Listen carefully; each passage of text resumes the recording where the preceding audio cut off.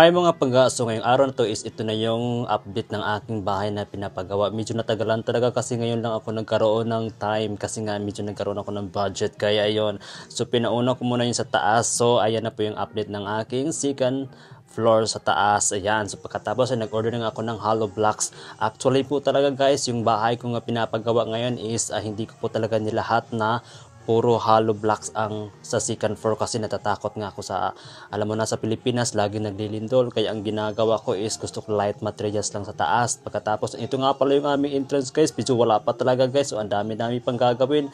Hayaan ko na lang yan guys, basta paunti-unti may maasta araw-araw o buwan-buwan may mga progression, so okay lang yan, at least matapos din yan pag magkaroon na rin ng magkakaroon na rin ng budget. So iyon po yung second floor namin. So actually guys, half lang po talaga yung pinapalagay ko na pinapalagay ko na hollow blocks kasi nga masyadong mabigat na kasi baka natakot ako pag magkaroon ng sana naman, di ba?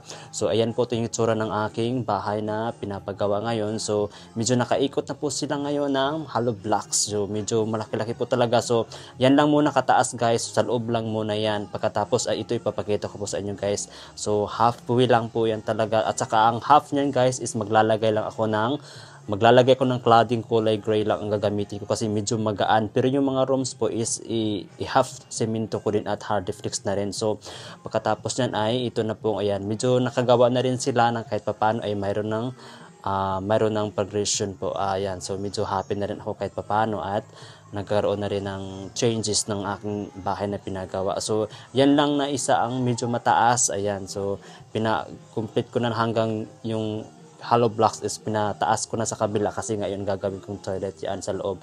Yan ang parang namin yung may toilet sa loob ng isang room, pero 4 lang na rooms lang yan guys at 2 toilet lang ang ilalagay ko dyan. Pagkatapos ay ito na nga yung pamangkin ko guys ay nagmimix na nga siya ng semento at saka yan ang kuya ko. Pagkatapos yan ay ito nga pala yung layout ng akin bahay guys. So ito po yung sa harap niyan guys is balcony po yan, so hindi pa talaga tapos. So inuna ko muna yan sa second floor. So ito yung magiging hitsura ng napaka-simple lang guys, sinimplihan lang namin kasi nga para mapaless lang yung gastos namin. So alam mo na magastos ng paggawa ng bahay. So ito lang talaga yung hitsura ng bahay namin. So may 4 na rooms, tapos isang room na nasa loob yung toilet at saka nasa labas isang toilet. So pang bisita namin yung wala na yung sigurong master bedroom. Pero ito isa guys, medyo malaki-laki ng konti kasi yan lang ang medyo malaki, and the rest is normal lang size ng room. So dito po is may toilet po dito at higit sa lahat ayan, so pang bisita namin yan in case lang kung may mga bista kami galing ibang bansa. So pagkatapos ayan na lahat guys, so medyo malayo pa talaga pero happy na rin ako kahit papano. So yan lamang guys, so maraming salamat po sa aking video na panonood, and God bless you po sa mga OFW dyan. Yan, fight lang hanggang sa makuha natin yung anong gusto natin gawin sa buhay, mga pangarap natin na magkaroon ng bahay, paunti-unti at matatapos din yan. Tiwala lang, and God bless you po. Ingat po kayo lagi kung saan man kayo ngayon. Maraming salamat and thank you for watching.